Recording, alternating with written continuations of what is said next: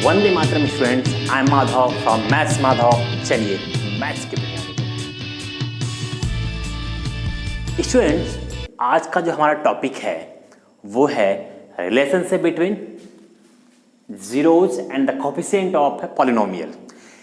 देखो, इस टॉपिक को पढ़ने से पहले मैं एक चीज़ आपसे कहना चाहूँगा कि अगर आपको फैक्टराइजेशन, समझ रहे हो ना, फैक्टराइजेशन, अगर आपको पॉलिनोमियल को फैक्टराइज करने नहीं आता है तो ये टॉपिक आपके लिए थोड़ा टिपिकल होगा, क्योंकि यहाँ पर हमें चीज़ों को फैक्टराइज करना होगा और फैक्टराइज करने के बाद हमें ज़ीरोज़ खोजने होंगे। Get clear? ज़ीरोज़ का मतलब समझ रहे हो? ज़ीरोज़ का मतलब कि उस वैल्यू को अगर हम उस पॉलिनोमियल में अगेन फिट कर दें तो पॉलिनोमियल क्या हो जाएगा? ज़ीरो हो जाएगा। तो आपको फैक्टराइजेशन आना चाहिए। अगर आपको नहीं आता है तो उसके लिए एक सेपरेट वीडियो मैं बना रहा हूँ, वो आप उसको पूरी तरीके से अच्छे से देख लेना है। नाउ अब यहाँ पर आते हैं, इसमें हम एक एक टर्म को जरा समझते हैं कि क्या है और कैसे है, उसको अच्छी तरीके से बारीकी से हम देख लेंगे। आपको इसमें पढ़ना क्या है, यहाँ पर देखो जीरोज लिखा हुआ है, तो जीरोज के बारे में आपने पहला टॉपिक पढ़ा कि जीरोज कैसे हम देखते हैं। नाउ कोफिशिएंट, कोफिशिएंट भी आपको पता है क्या होता है? कोई भी नंबर होता है वेरिएबल, अगर मैंने बोला कि 2x तो ये 2 क्या है? ये x का कोफिशिएंट है। चलो, तो इतना तो आपको पता है। Where is my gloves? चलो, आ गया आपका ग्लव्स भी। तो इतना तो आपको पता है। अब यहाँ पर हमें देखना है कि इस टॉपिक में हमें करना क्या है। यहाँ पर जीरोज पता चलेगा कि हमें हर पॉलिनोमियल में कुछ ना कुछ हमें जीरोज मिलते थे। जैसे मैंने बोला था कि लीनियर पॉलिनोमियल में एग्जैक्ट 1 0 मिलता है आपको। क्वाड्रेटिक पॉलिनोमियल होगा तो मोस्टली कितना मिल सकता है जीरोज? वहाँ पर 2 जीरोज मिलेगा। और अगर क्यूबिक पॉलिनोमियल है तो वहाँ पर 3 जीरोज आपको मोस्टली मतलब मिल सकता है। उससे कम भी हो सकता है, लेकिन मैक्सिमम 3 जीरोज मिलेंगे आपको। मीन्स कि जितने पावर का वो पॉलिनोमियल होगा, जितनी डिग्री का, 4 डिग्री का भी हो सकता है, 5 डिग्री का भी हो सकता है, तो वहाँ पर जितनी डिग्री का पॉलिनोमियल है उतने जीरोज वहाँ पर हमें मिल सकते हैं। तो ये हमेशा याद रखना। यहाँ पर आपको बहुत ज़्यादा नहीं जाना है। यहाँ पे मैंने क्यूबिक के लिए भी लिख रखा कुछ चीज़ें, लेकिन ये आपके सिलेबस में नहीं है, लेकिन आप इसको जानते रहो तो आपके लिए बेहतर रहेगा। अब यहाँ पर आते हैं, जब भी हम किसी पॉलिनोमियल को फैक्टराइज करते हैं तो वो कुछ उसके जीरोज मिलते हैं। जीरोज का मतलब कई बार आप देखते हो जब आप कुछ क्वाड्रेटिक वाले इक्वेशन जब सॉल्व करते थे हम, ठीक है, उसको स्प्लिटिंग मेथड से, तो मान लो कि अगर एक ब्रैकेट में x+2 है, दूसरे ब्रैकेट में भी x+2, इस तरीके से सोच करके मान लो फैक्टराइज करने का इस तरीके से आया, तो यहाँ से हम जीरोज निकालते थे कि यहाँ से x=2 कैसे होता था? x+2 = 0 करते थे, x=-2 हो जाता था। यहाँ से भी वही करते थे, x+2 = 0, x=-2। अब यहाँ पर देखो x के यहाँ पे 2 जीरोज मिला, क्या x की वैल्यू -2 या -2, ये तो दोनों तो मान लो सेम ही है। मान लो कई बार ऐसा हो जाता कि कोई भी हमने पॉलिनोमियल को फैक्टराइज किया, यहाँ पर +3 आ रहा है कुछ इस तरीके से करके, तो यहाँ से x= कितना होता है? ये -2 हो जाता। सीधे ऐसे रखना है कि यहाँ प्लस में है तो आंसर -2 में, यहाँ प्लस में तो x=-3। तो ये जो है कोई भी पॉलिनोमियल अगर गिवन होता तो उस पॉलिनोमियल के 2 जीरोज होते। कौन कौन से? एक -2 और एक -3। ठीक है, तो यही जो हमारे जीरोज हैं, इन्हीं जीरोज को अब हम बोलेंगे, एक को अल्फा और दूसरे को बीटा। बस हमने एक नाम दे दिया है, उसमें कंफ्यूज नहीं होना हमें। बस हम अब जीरोज को हम क्या बोलेंगे? अल्फा और बीटा। अगर 3 जीरोज आ जाएंगे तो एक को हम गामा बोल देंगे। कोई प्रॉब्लम है इसमें? चलो, कोई प्रॉब्लम नहीं है। तो अल्फा बीटा गामा को देख के डरना नहीं है कि अल्फा बीटा गामा कहाँ से आ गया। ये अभी तो हम XYZ में फंसे थे, अल्फा बीटा गामा भी घूम रहा है यहाँ पर। तो अल्फा बीटा गामा क्या है? जीरोज हैं किसी पॉलिनोमियल के। अब इन्हीं अल्फा बीटा गामा और कोफिशिएंट क्या होता है? जैसे मान लो कि कोई हमारा पॉलिनोमियल है ax² + bx + c, इस फॉर्म में हमारा पॉलिनोमियल होता है। डिग्री सबसे बड़ी, सबसे बड़ा पावर, फिर उससे छोटा पावर, फिर कांस्टेंट टर्म, इस तरीके से होता है। मतलब डिक्रीजिंग पावर डिक्रीज होते हुए जाता है, और लास्ट में एक कांस्टेंट टर्म होता है जिसके पास कोई वेरिएबल नहीं है। तो यहाँ पे हम क्या करते हैं, हमने जीरोज को तो देख लिया, यहाँ पे अल्फा बीटा गामा है, बट यहाँ पे कुछ कोफिशिएंट भी लिखा हुआ है। तो यहाँ पर देखो कोफिशिएंट क्या क्या है। यहाँ पर एक x² का कोफिशिएंट क्या है? a है। x का कोफिशिएंट क्या है? b है। और एक हमारा कांस्टेंट टर्म है। मीन्स हमें रिलेशन देखना है ए बी सी और अल्फा बीटा गामा में कि इन दोनों के बीच में क्या रिलेशन होता है। मीन्स पॉलिनोमियल के कोफिशिएंट और पॉलिनोमियल के जीरोज के बीच में क्या रिलेशन है, तो उसी की बात हम करेंगे। ये सारे टर्मिनोलॉजी तो समझ में आ गई ना। ओके, नाउ अब सीधे आते हैं इसमें। क्वेश्चन क्या आपसे करेगा कि आपको कुछ जीरोज दे दिया, कोई पॉलिनोमियल दिया, उसका जीरोज दे दिया और बोला कि उन दोनों के बीच में रिलेशन बताओ। तो दो तरीके से होता है। आपका जो पॉलिनोमियल है वो क्वाड्रेटिक है मान लो। मैं बार बार कर रहा हूँ कि आपको फैक्टराइजेशन करने आना चाहिए, क्योंकि देखो यहाँ पर रिलेशन निकलेगा कि हमारा जो पॉलिनोमियल है उसमें उसके जीरोज और उसके कोफिशिएंट के बीच में रिलेशन कैसे हो सकता है। तो रिलेशन दो तरीके से दिखा रखा है, इसको भी छोड़ो भी। तो इन दोनों के बीच में रिलेशन दो तरीके से है। एक सम ऑफ जीरोज का, अगर हम जीरोज को जो हमने अल्फा बीटा जो जीरो मिला हुआ है उसका अगर सम करें तो उसके कोफिशिएंट से क्या रिलेशन होगा उसका। देखो यहाँ पे जीरोज है और इधर हमने क्या लिखा, बी और ए क्या है, मैंने बताया था ना कि इधर ए बी सी हमारा क्या था, कोफिशिएंट था। इधर जीरोज होगा, इधर कोफिशिएंट। सेम ऐसे प्रोडक्ट ऑफ जीरोज, इधर जीरोज इधर कोफिशिएंट। तो दोनों के बीच में रिलेशन देखो। सबसे पहले क्या लिखा वहाँ पे कि अल्फा प्लस बीटा जो होगा, जो जीरोज का अगर हमें टू जीरोज किसी पॉलिनोमियल के मिले हुए हैं उन दोनों को हम आपस में ऐड कर दें तो वो माइनस बी बाई ए के क्या होगा, इक्वल होगा। अब इसमें हम कुछ एग्जाम्पल लेते हैं जरा।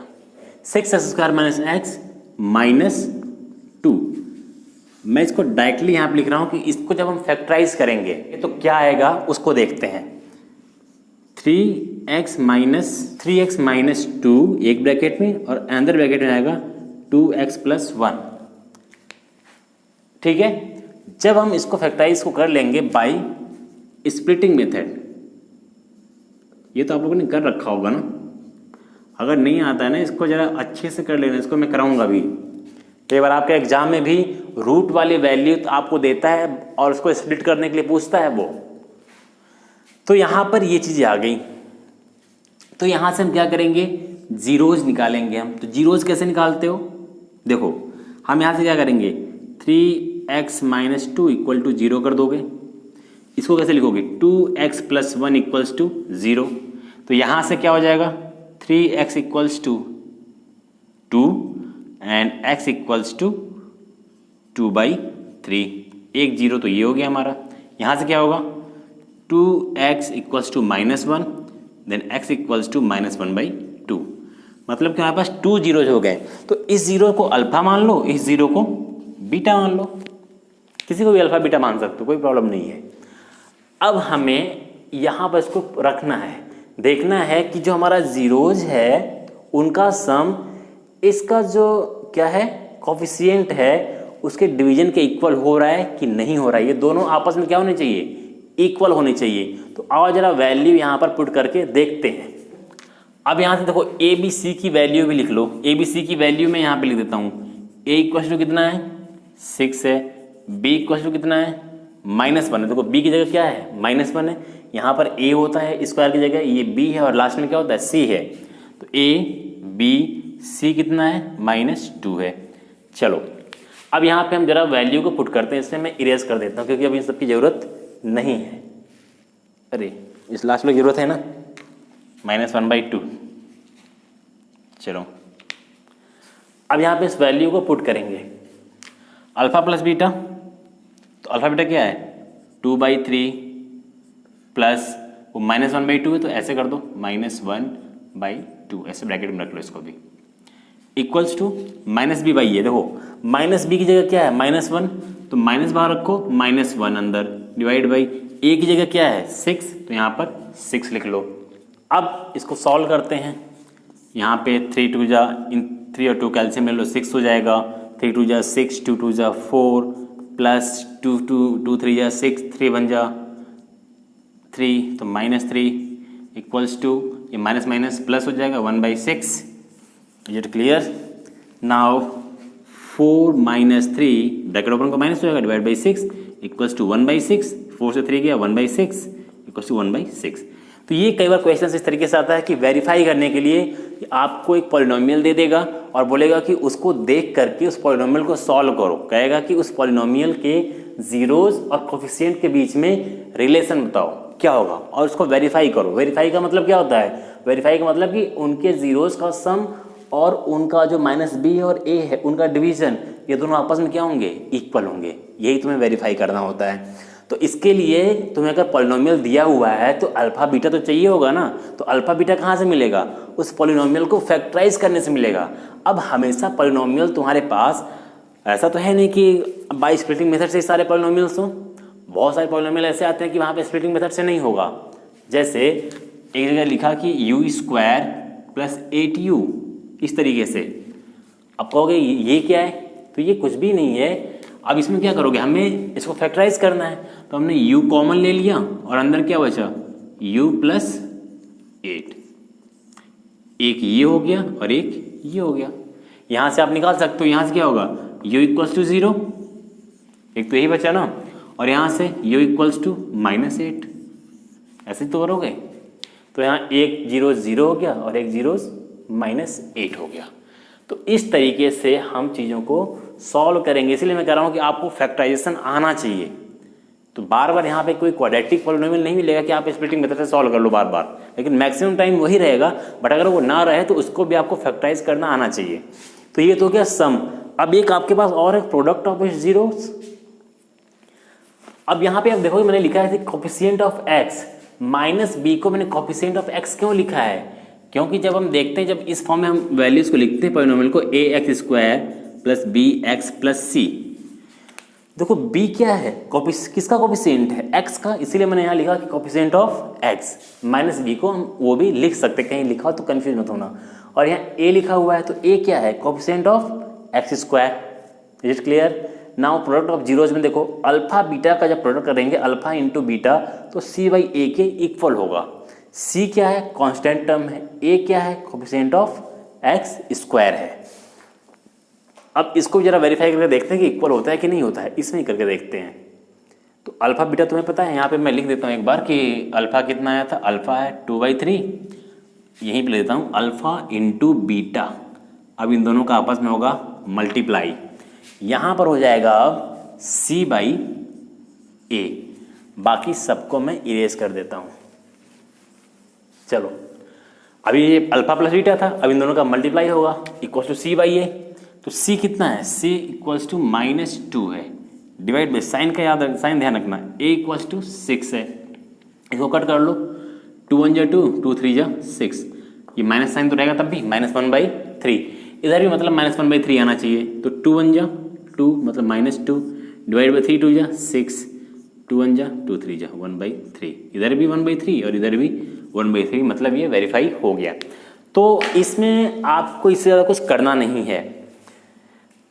अब मान लो कभी आपको क्यूबिक आ गया, कुछ आपका पॉलिनोमियल क्यूबिक है कि वहाँ पे 2 की जगह 3 जीरोज हैं, तब आप कैसे करेंगे? तो वहाँ भी कुछ नहीं करना है। आपको बोलेगा उसके सम ऑफ जीरोज को वेरीफाई करो। तो 3 जीरोज अल्फा बीटा गामा हो जाएंगे। अल्फा बीटा गामा जो जीरोज निकालोगे इन तीनों को इधर ऐड करो और वही पॉलिनोमियल का जो बी और ए होगा उसको उधर लिखो। इधर वाले को इधर सॉल्व करो, उधर वाले को उधर सॉल्व करो। सेम ऐसे ही इसमें एक चीज़ और बढ़ जाता है कि इसमें फिर एक सम और आता है उनके जीरोज के प्रोडक्ट का सम। जैसे मैंने यहाँ पे लिखा sum of the product of the zeros taken 2 at a time. मतलब कि दो जीरोज को हम दो जीरोज का प्रोडक्ट का सम यहाँ पर है।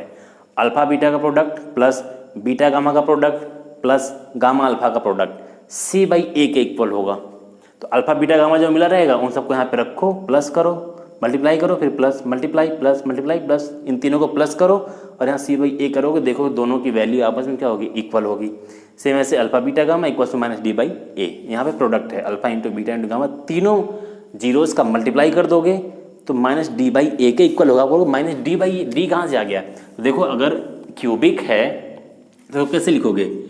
ax³ plus bx² plus cx plus d, ऐसे जाओगे ना। ये क्यूबिक पॉलिनोमियल है। तो यहाँ क्यूब का कोफिशिएंट a है, एक्स स्क्वायर का कोफिशिएंट b है, x का कोफिशिएंट c है, एंड डी यहाँ पर क्या है, ये कांस्टेंट टर्म है। ये कैसा टर्म है, कांस्टेंट टर्म है। Is it clear? इस बेस से आपके क्वेश्चंस न्यूमेरिकल नहीं आते हैं, फिर भी अभी आपको करना जो न्यूमेरिकल है वो आपको क्वाड्रेटिक पर ही करना है मैक्सिमम क्वेश्चंस। इसके बाद जो आपका वीडियो आने वाला है, मैं इस पर भी आपको मैं कुछ क्वेश्चंस करा दूंगा। मैं आप बुक में देखना, आपको अगर ये करने आ गया तो ये भी करने आ जाएगा। बस प्रॉब्लम होगी कि क्वाड्रेटिक है, आपने स्प्लिटिंग मेथड से किया था, क्यूबिक पॉलिनोमियल को हम कैसे फैक्टराइज करते हैं ये आपको आना चाहिए। तो मैंने आपको बताया कि फैक्टराइजेशन की जो वीडियो आएगी हमारी जो होगी, उसमें आप जाकर देखिएगा, उसमें हर तरह के फैक्टराइजेशन को मैंने बताया कि कैसे हमें सॉल्व करना है। वो वीडियो थोड़ी लंबी है, तो आप उसको देख जरूर लेना। तो ये आपका ये टॉपिक था, ठीक है। मुझे लगता है कि ये इतना काफ़ी है इसको समझने के लिए। आपका जो नेक्स्ट टॉपिक, नेक्स्ट वीडियो जो आने वाला है, वो आपको जीरोज वहाँ पर गिवन होगा। यहाँ पे आप देखो पॉलिनोमियल गिवन है और आप जीरोज फाइंड आउट करके फिर वेरीफाई कर रहे हो कोफिशिएंट से। बट जो नेक्स्ट टॉपिक, नेक्स्ट वीडियो है वो ये होगा कि आपको जीरोज पहले से गिवन होगा, और जीरोज छोड़ो, आपको सम ऑफ जीरोज गिवन होगा और प्रोडक्ट ऑफ जीरोज गिवन होगा। अगर आपको अल्फा प्लस बीटा की वैल्यू दी हुई है और अल्फा बीटा की वैल्यू गिवन है, तो आप उन दोनों की हेल्प से एक इक्वेशन या ये बोलो कि एक पॉलिनोमियल कैसे बनाओगे। तो नेक्स्ट वीडियो में इसका इंतजार करिए। नेक्स्ट वीडियो में उसी टॉपिक पे एक सेपरेट वीडियो बनाऊंगा। All the best, thank you. चलते हैं नेक्स्ट वीडियो पे, आप जरूर देखिएगा।